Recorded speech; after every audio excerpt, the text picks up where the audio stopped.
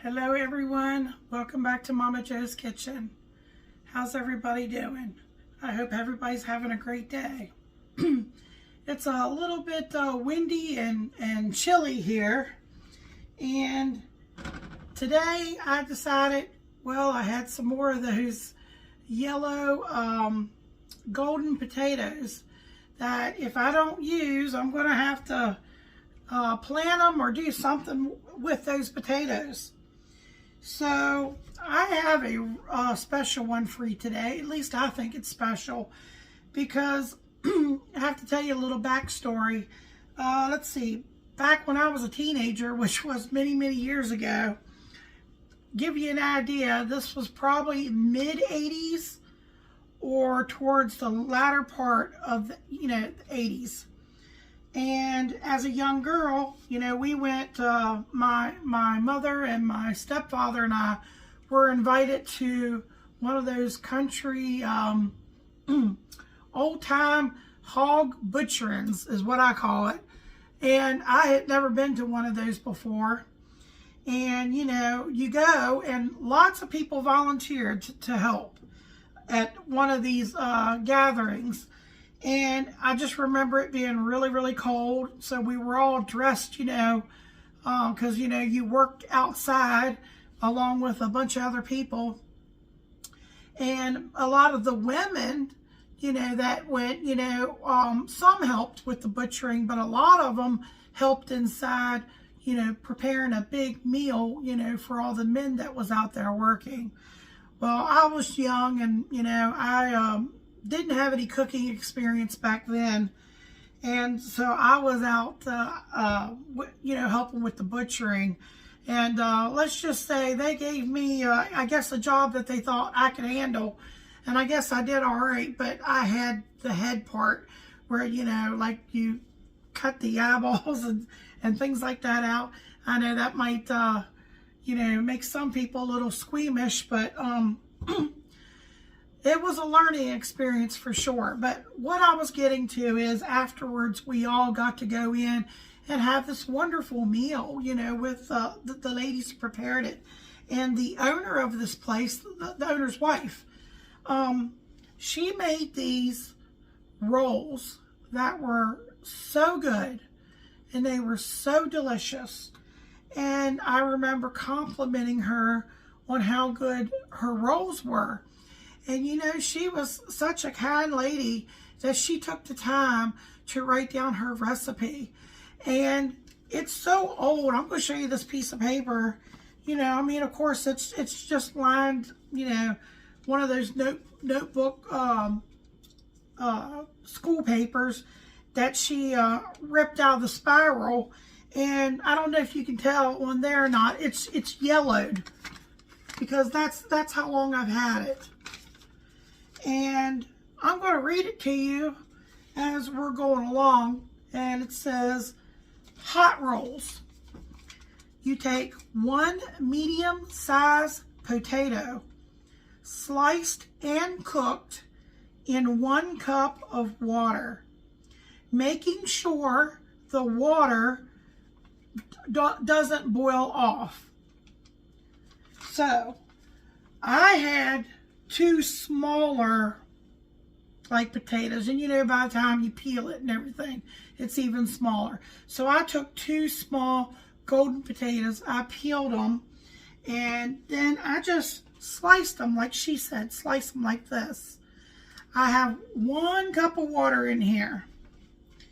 So I'm going to get my stove turned on. Let's see here. Let's get the right burner. And I'm going to keep an eye on it. And like she said, we're going to boil these until they're tender. But I got to make sure that water doesn't boil off.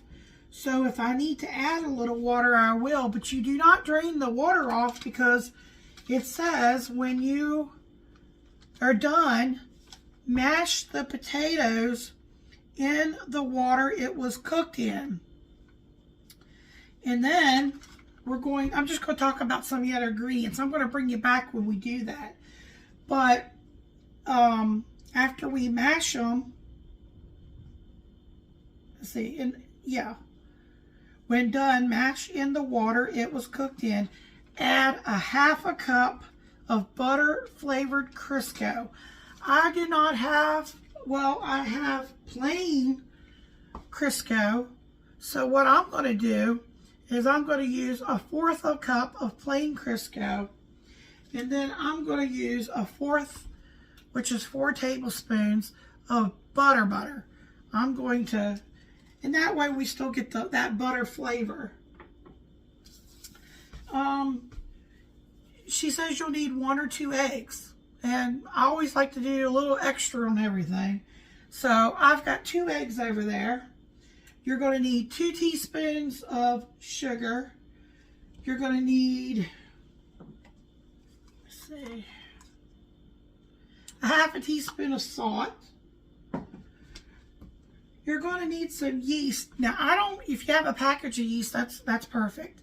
I just happen to have Fleischmann's bread machine rapid rise instant yeast. The only problem is the date on this. So the date is a little old. I'm hoping it'll still work. So I've got 2 and 1/4 teaspoon. It's supposed to be equal to 1 packet of yeast. And you're going to need just all-purpose flour, but I happen to have bread flour on me that I have not been using. So this is ideal for me to use up that bread flour. So you're going to need 3 cups sifted, which I've already done in this bowl here. It's sifted. I don't know if you can see that pile there. Of course, you're going to need a bowl. I would say like a medium to large bowl that's greased on the inside, because when we go to make the dough up, the dough's going to have to rest and it's going to need to rise. And then I just got this little pan out here, and I'm not sure how many rolls it's going to make, so I greased this just to be on the safe side. And I got my little potato masher here for that. Now, I just don't have the arm strength when it comes to the thicker bread doughs like I used to. You know, some of you may have heard me in some of my other videos that if I can get away with mixing something without breaking out the mixer, I will go that route. But I'm going to use my stand mixer when I go to, I've got a dough hook on to mix that up. Oh, and let me tell you, you want your rolls to have a nice warm place. And like I said, I've repeatedly said I live in an old farmhouse, and so it's drafty and cool in here. So what I've done is I've turned my oven on to the lowest setting that it will go. Unfortunately, for my oven, it's 170 degrees, which is way too hot. So, you know, I cut it off, and I just turn my, see, it's plenty warm. Turn your oven light on. If you turn your oven light on, that can produce some heat. But I've got mine, like I said, warm. I'm going to keep the door closed, and I cut the oven off. We don't want it too hot. That's not good either. So, when I get these potatoes, you know, cooked where they're soft, you know, I'll take a fork to them. I'll bring you back, we'll mash them, and we'll get the other stuff added to it. And I'll read you the rest of the instructions here. I think this will be interesting. I hope it turns out, you know, as good as I remember them to be. We'll be back. Okay. You'll see me taking my glasses on and off. I need them for far away, but up close, I don't need them. I just pulled the potatoes off the stove. They are fork tender, and I still have plenty of liquid in there, you know, just enough to cover. So I'm going to take my little potato masher here and start mashing them.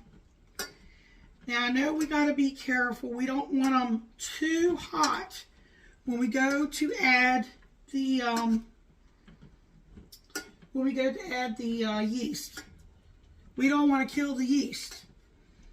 You want it to be lukewarm, or if you have a, if you feel more comfortable, you could use a temperature and check it.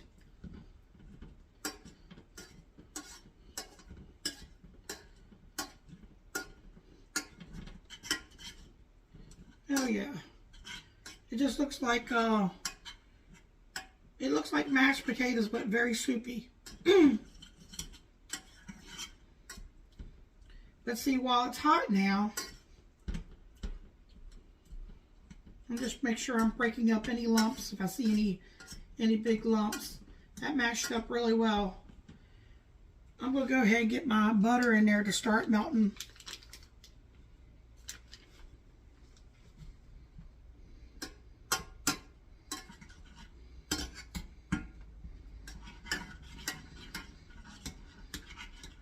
Also have that Crisco. I'm going to do 1/4 of a Crisco. I had some butter flavored Crisco not too long ago, but I used it all up. Now there probably won't be a video tomorrow. I do try to get a video out just about every day, but I really need to go to the grocery store to restock up on a lot of things, and to bring you all some more videos too.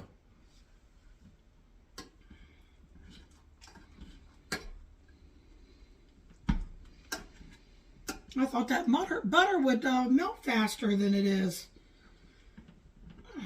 I'll use that little potato masher to help get it dissolved in there. As hot as that was, it should melt right away.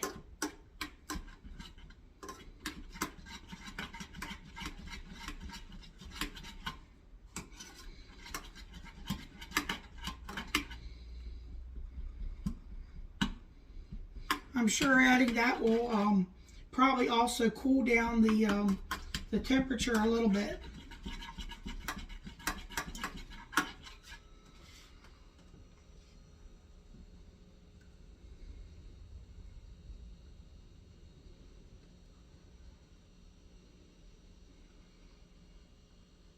I know you can buy potato rolls in the store.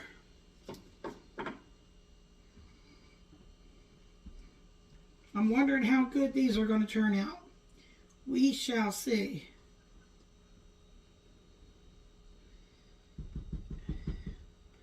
I'm going to get brave and stick my finger in here and see how warm it is. Yeah, it's a little too warm. So I'm going to let it cool a little bit. I might get out my little Pampered Chef temperature thing.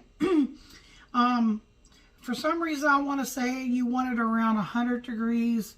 I'll have to check on that and let you know for sure. Of course, she didn't write any of that down, you know. They didn't use things like that back in the day anyhow, you know. They just, when they say lukewarm, you know, that would be just like warm but not hot, what we call hot. I stuck my finger in that. That's a little bit, it's not hot, but that's still pretty warm where it's almost hot. So, you know, we're going to put the yeast in, but I don't want to put it in if it's too hot. And of course, we're going to be adding our it says 1 or 2 beaten eggs. So I can take those 2 eggs and put them in another bowl and just whisk it up with a fork a little bit. But like I said, I won't add it while it's too hot. So we will be right back. It won't be long for you, but we'll be right back. All right. I did break up my little Pampered Chef thermometer, and it says yeast, you want it at 110. I'm at 99 at the moment. So that's 100. It just went up to 100. So it's probably going to be just fine to go ahead and add the yeast and stuff.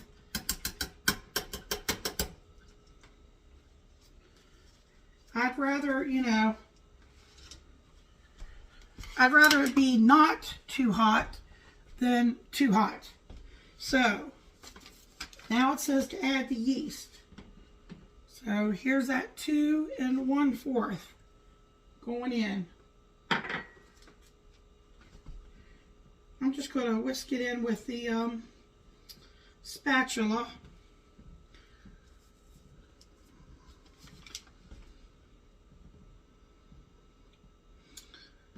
And then it says add 1 or 2 beaten eggs.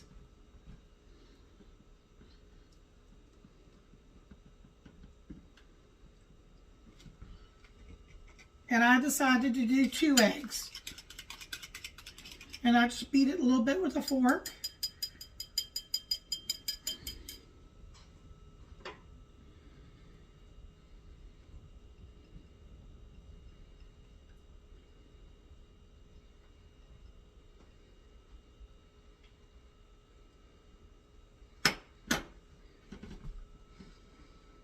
It says mix well.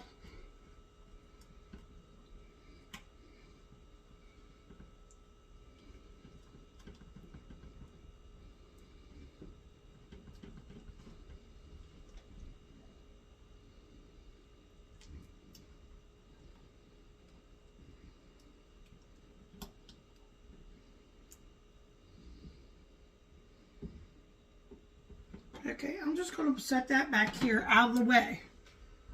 Now remember, I had already sifted 3 cups of bread flour. You could use all-purpose flour. In a large bowl, and just the way she wrote it, add 1 sifter, and then she put in parentheses 3 cups of flour, half a teaspoon of salt,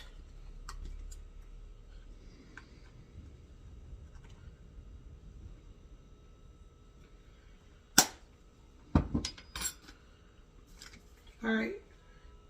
I'm surprised she's putting the sugar in here. I would have thought the sugar would have went in there.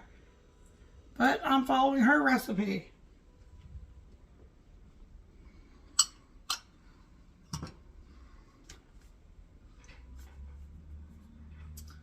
Okay. Then it says add the above mixture, okay, into that. And then it says work in well. Then turn into a greased bowl. So I think what I'm going to do, which I'm going to put you on pause because you don't need to hear that. Remember, I got my stand mixer over here with the dough hook part on. And I'm going to pour this, get all of it in here with the dry ingredients, take it over there and get it going. And I'll show you what it looks like. And then remember, I have a bowl already greased. We're going to put the dough in here. Okay, I'll bring you back.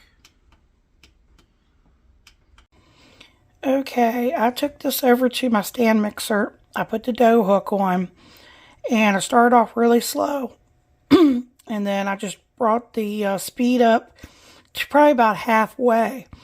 And as soon as it all gathered away from the sides, everything got mixed, I turned it off. So you don't want to overdo it. I'm going to pull this out and I'm going to put it in that greased bowl. And then the instructions say, sorry about that, turn into greased bowl, grease the dough, the top of the dough. So I've got some avocado spray. I'm probably just going to spray a little over that. And then it says cover and let rise in a warm place until double in size. Okay, we will be needing this, but not until after it has a chance to rise. Okay, so I'm going to put this in that greased bowl. I'm going to spray the top of it. I'm going to cover it and I'm going to stick it in my oven and let it double in size, and I'll bring you back. Okay, folks, I have taken this out of the oven. It has been an hour, and my bowl does feel warm to the touch. And the dough has clearly risen. I don't know if it should have risen more than this or not, because I've never made this particular recipe before. Now, it says here, grease dough, cover, let rise in a warm place until double in size. Turn onto a floured board and knead thoroughly. And then it says, excuse me, cut in small pieces, shape as desired, placed on grease pans. Grease rolls, cover, let rise until double in size. Bake in oven 350 until brown. You might want to grease rolls again when they start to brown with butter, and again after they get done. So instead of me doing the hard part of kneading this, I'm going to stick it back in my stand mixer with the dough hook, and I'm going to let it go at least 4 minutes. Every dough is different, and she didn't give a specific time. It's probably one of those things you get used to, especially if you do it with your hand. You get a better feel for it. But I'm going to stick mine, like I said, I've got the mixer with the dough hook on it. I'm going to stick it in there and see how it does. And if it does okay, I will take them out and I'm going to shape them. I'm going to show you what I'm going to try to use. I've got a real large cookie scoop. I got to dump some of that oil out. Spray. Because I want to try to get them all around the same size. And see how many of those I can get. And I'm going to use this little pan right here and see how they turn out. I did turn my oven back on too, but I'm not going to leave it on there long. Just try to heat it up a little bit again, and then I'm going to turn it off so that after I get my dough shaped in rolls and into this pan, I'm going to let them rise in the oven again. I'll show you. So we'll be back. Okay, I'm not sure if I put it in the and kneaded it in the mixer long enough. I only did about 4 minutes. I was actually able to roll out about 16 rolls using that large cookie scoop.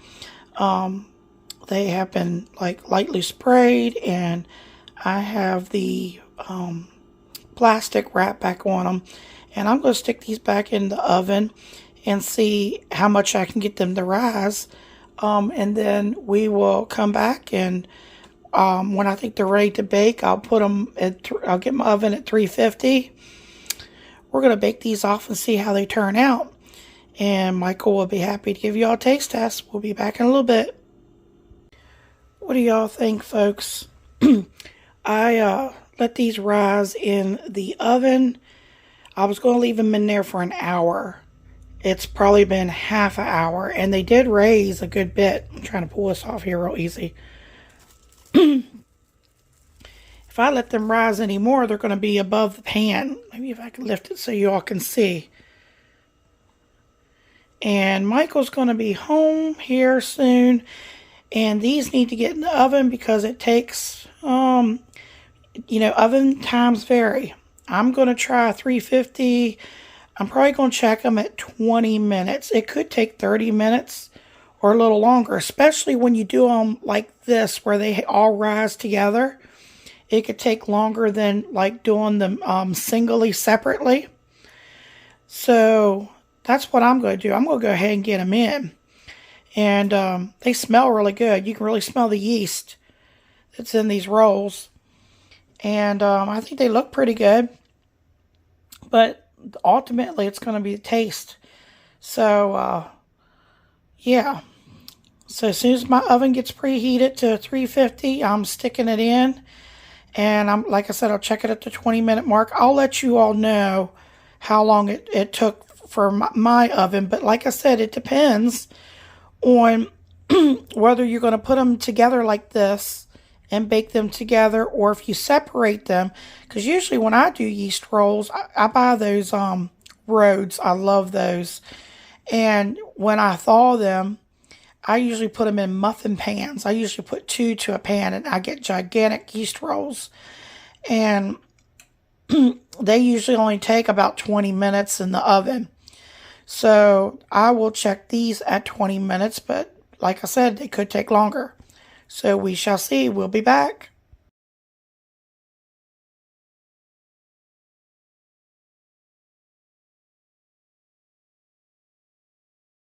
How you doing, YouTube? Here to taste test homemade potato rolls. Slathered with butter too, bud. Here we go.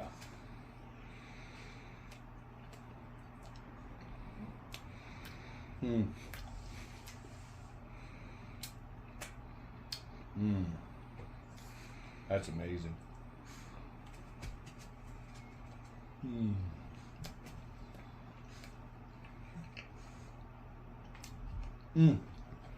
I don't know where that originated from, but that's more than 2 thumbs up. That's a 10 out of 10, 20 out of 20. Remember, like, comment, share, subscribe. That's really good. Light, fluffy. Hold on. Loki! Remember to like, comment, share, subscribe. Check out Momma Jo's videos. Thank you.